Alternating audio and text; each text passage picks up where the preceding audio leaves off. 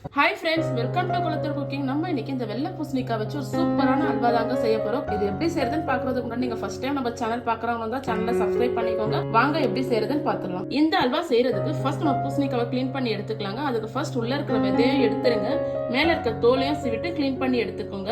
இப்ப பூசணிக்காவை க்ளீன் பண்ணியாச்சுங்க. உள்ள இருக்க விதையும் எடுத்தாச்சு, மேல இருக்க தோலும் எடுத்தாச்சு. இத இந்த மாதிரி துருவுறதுல வச்சு நல்லா துருவி எடுத்துக்கோங்க. இப்ப நம்ம பூசணிக்காவை துருவி எடுத்தாச்சுங்க. வாங்க அல்வா செய்ய ஆரம்பிச்சிடலாம். அடுத்த ஒரு ஃப்ரை பேன்ல 2 டேபிள் ஸ்பூன் நெய் ஆட் பண்ணிக்கோங்க.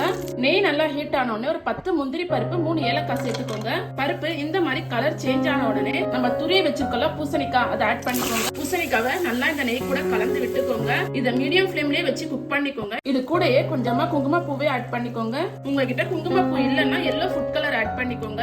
இந்த பூசணிக்காய் ஒரு 15 நிமிஷம் நல்லா இந்த நெய்லயே வதங்கணுங்க. இதுல இருக்க தண்ணி எல்லாம் நல்லா வத்தணும். அது வரைக்கும் நம்ம நல்லா குக் பண்ணிப்போம். இப்ப பாருங்க, பூசணிக்காயோட தண்ணி எல்லாமே நல்லாவே ட்ரை ஆயிடுச்சு. நீங்க குங்குமப்பூ ஸ்டார்டிங்ல சேர்த்தீங்கன்னா தான் இந்த மாதிரி கலர்ல வரும். இந்த மாதிரி வர டைம்ல 200 கிராம் சுகர் ஆட் பண்ணிக்கோங்க. நான் இன்னைக்கு 1/2 கிலோ பூசணிக்காய் எடுத்திருக்கேன். அதுக்கு 200 கிராம் சுகர் ஆட் பண்றேன். சுகர் உங்க டேஸ்ட்டுக்கு ஏத்த மாதிரி கூடளவு குறைச்சளவு நீங்க ஆட் பண்ணிக்கோங்க. சக்கரை போட்டோன்னே இந்த மாதிரி மெல்ட் ஆகும். கைவிடாம நல்லா கலந்து விட்டுட்டே இருங்க. சுகர் ஆட் பண்ணிட்டு ஒரு 10 நிமிஷம் இந்த மாதிரி கலந்து விட்டுட்டே இருங்க. ஸ்டவ் மீடியம் ஃப்ளேம்லயே வச்சுக்கோங்க. இப்ப 10 நிமிஷம் ஆயிடுச்சுங்க. நம்ம போட்ட நெய்யெல்லாம் பாருங்க பிரிஞ்சு வர ஆரம்பிச்சிச்சு. இதுதான் கரெக்டான பதம். இந்த பதத்துல நீங்க இறக்கிடுங்க. பூசணிக்காய் வச்சு ரொம்பவே சூப்பரான காசி அல்வா ரொம்ப ஈஸியா நம்ம இன்னைக்கு செஞ்சிட்டோங்க. பாருங்க, போடும் போதே எப்படி மொத்தமா சேர்ந்து விழுதுன்னு, தனித்தனியா பிரிஞ்சு போகாம பார்க்கும் போதே பாருங்க சாப்பிடணும்னு தோணுது இல்ல? அப்ப கண்டிப்பா நீங்களும் உங்க வீட்டுல இருக்கிறவங்களுக்கு இந்த மாதிரி செஞ்சு கொடுங்க. ரொம்பவே ஈஸியா இந்த ஸ்வீட்டை நீங்க செஞ்சிடலாம். செஞ்சு பார்த்துட்டு எப்படி வந்ததுன்னு எனக்கு மறக்காம கமெண்ட்ல சொல்லுங்க. நம்ம சேனலை சப்ஸ்கிரைப் பண்ணிக்கோங்க. அப்படியே நம்ம பேஜை ஃபாலோ பண்ணிக்கோங்க. தேங்க்யூ.